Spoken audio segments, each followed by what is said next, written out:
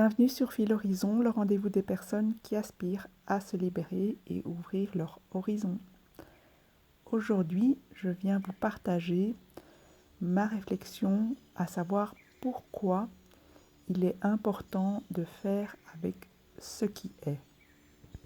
Et plus particulièrement, je dirais, considérer votre partenaire pour qui il est. Et non pas l'aborder à partir d'un profil type ou d'une description qu'on vous en aurait fait, par exemple sur une chaîne de flammes jumelles. Certes, certains conseils sont tout à fait vérifiables et judicieux, mais ici nous sommes dans de l'humain, dans de la spécificité. Dans pas mal de cas, la personne fuyante peut présenter également des troubles de la personnalité ou des troubles du développement. Lorsque dans mon podcast précédent, je vous invitais à vous détacher du concept de flamme jumelle, c'est aussi pour vous permettre de regarder votre situation avec finesse. Faites preuve d'acuité dans votre attention, une attention qui viendrait du cœur et d'un apaisement de l'esprit. La personne en face de vous, votre autre, votre jumelle ou votre jumeau, il faudra certes s'adresser à lui ou à elle à travers son âme, mais il ou elle a encore une personnalité que je sache. Ne pas en tenir compte et ne pas s'en soucier, c'est à nouveau ne pas lui donner le droit à son existence propre. C'est la réduire à l'objet qui vous échappe. Prenons par exemple mon cas.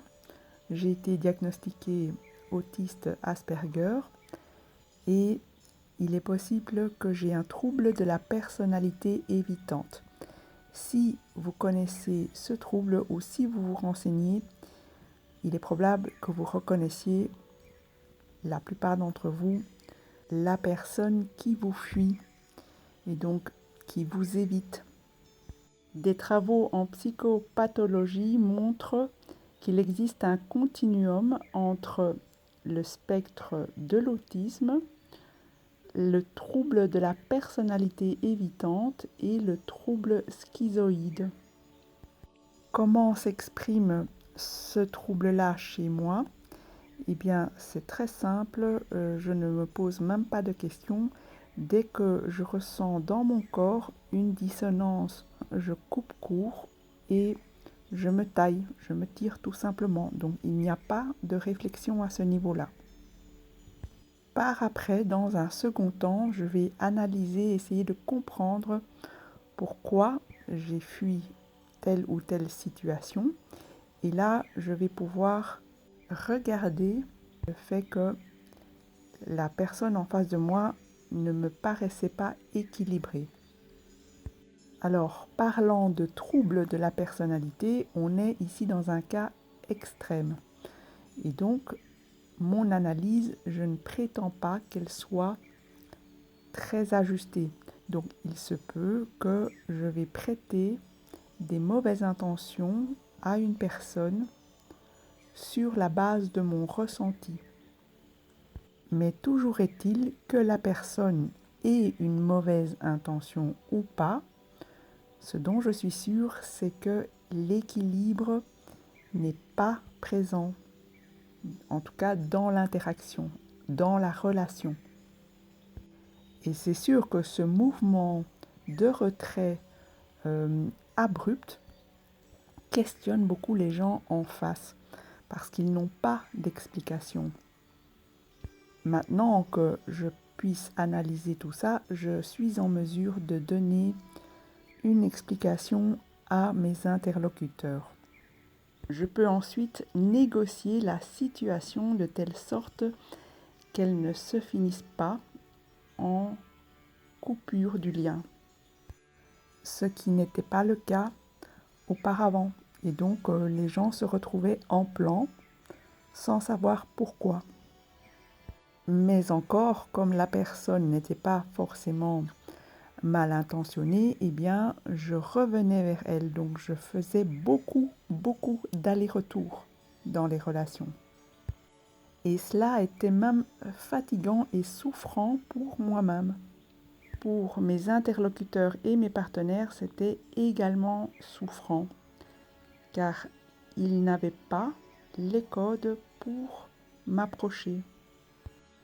Une chose qui va vous paraître troublante lorsque vous avez affaire à ce genre de personnalité, c'est que vous n'allez pas pouvoir détecter immédiatement ce trouble-là. Il n'est visible qu'au bout d'un certain temps.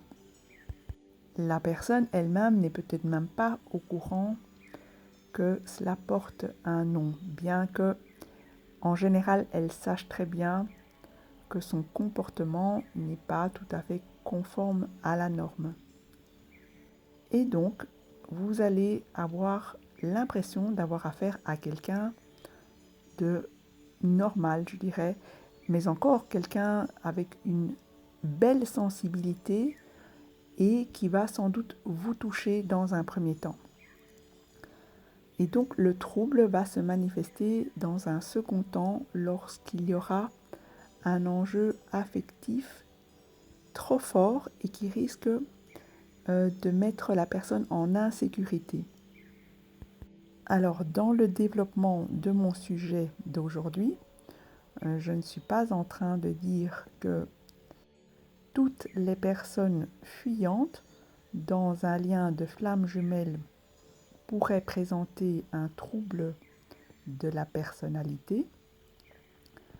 J'essaie simplement de dire qu'il est possible que la personne que vous ayez en face de vous ait ce type de trouble de la personnalité. Donc ici, je sors du cadre du concept de la flamme jumelle.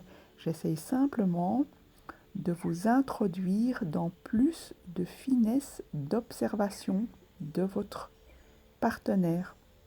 Par ailleurs, quelqu'un qui vous fuit n'a pas forcément une personnalité évitante, elle peut tout autant ne pas être intéressée par la relation. Flamme jumelle ou pas, ce sont vos ressentis et votre vécu qu'il y a à observer, notamment la souffrance que vous endurez dans cette expérience. Autrement, le risque, c'est bien sûr d'y passer une vie entière sans jamais approcher la personne que vous aimez à travers la bonne grille de lecture qui est tout simplement votre personnalité et sa personnalité. Donc, bien sûr, on parle de lien d'âme, mais je vous rappelle que nous sommes incarnés avec nos personnalités malgré tout. Donc, il va falloir en tenir compte. Et se contenter de la description du runner et du chaser me paraît assez limité. Je vous donne un exemple. Concernant le trouble de la personnalité évitante, vous allez constater que abonder dans le sens de l'autre ou le materner ou le surprotéger, donc faire preuve, on va dire, d'amour inconditionnel, va aggraver le trouble. Par ailleurs, aller faire de l'affirmation de soi avec ce type de personnalité peut aussi la faire fuir à long terme ou de manière définitive. Et donc ne pas tenir cela en compte peut vous enfermer donc dans un cycle jusqu'à ce que vous puissiez trouver la porte de sortie.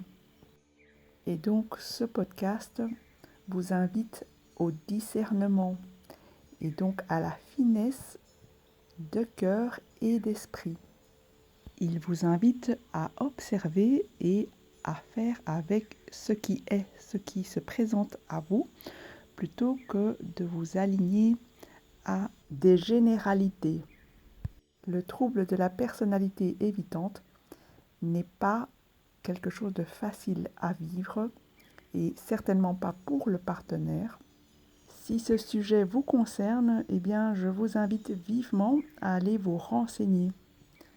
Dans les circonstances qui nous occupent, ce trouble présente une grande ambivalence et donc une instabilité qui est ressentie par le partenaire, mais aussi une difficulté, voire une impossibilité d'aller dans la relation de façon intime. Je ne parle pas de l'intimité physique.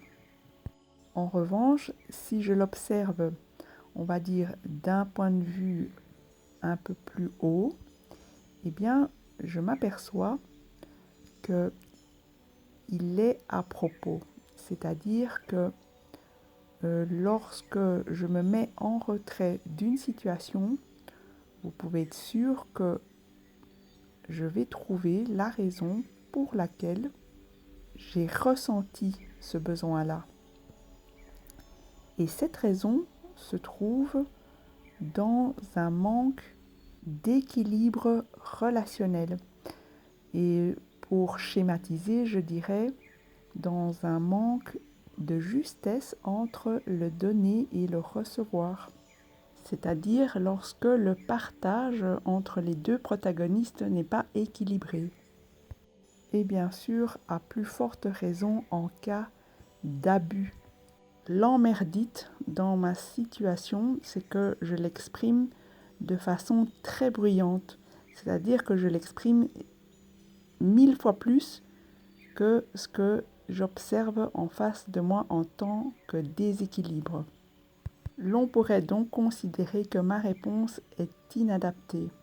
Vous comprenez alors qu'en tant que partenaire d'une personne avec ce genre de trouble, bien sûr, vous pouvez travailler sur vous jusqu'à la fin de votre vie, être de plus en plus équilibré et même arriver en complétude, ce qui permettra à la relation d'être plus sereine.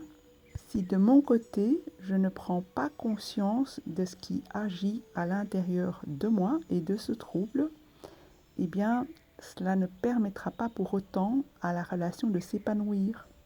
C'est pourquoi je pense qu'il s'agit d'un véritable partenariat entre duo d'âme et donc qui se produit à deux. Et aussi mettre en conscience la nécessité de prodiguer de l'amour et de l'estime, de la confiance envers moi-même.